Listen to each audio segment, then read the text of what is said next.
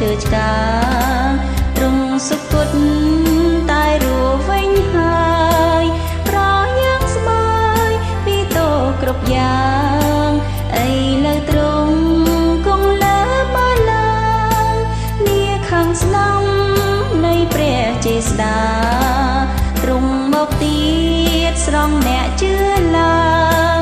លើកនំកើងក្នុងឋានបិតាតាំងរាជឡើងរុងរឿងអស្ចារ្យលើសុគារៀងរៀបអស់កល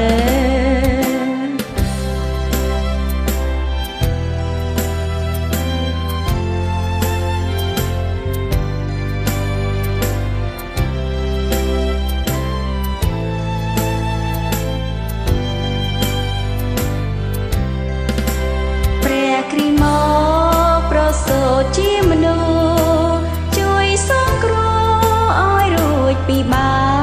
បរងទុក្ខជួនអ្នកតដល់ស្លាប់ទ្រង់ឈឺចាប់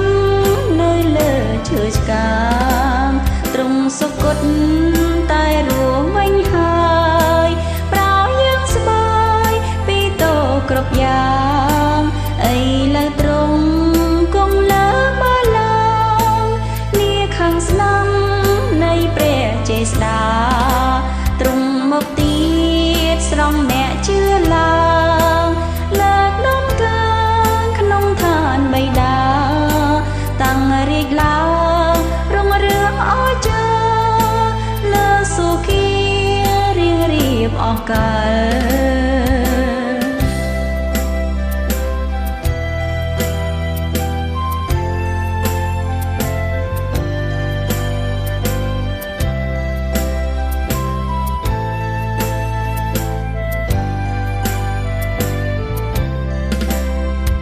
គ្រីម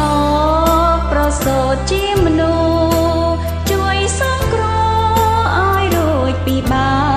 បរងទុក្ខជួនអ្នកតដល់ស្លាប់ទ្រង់ឈឺចាប់នៅលើឈើឆ្កាងទ្រង់សុគតតែរួចវិញហើយប្រោយ៉ាងស្បើយពីតោគ្រប់យ៉ាងអីលើទ្រង់គង់លើបលាខាងស្នំនៃព្រះចេស្តាទ្រង់មកទៀតស្រង់អ្នក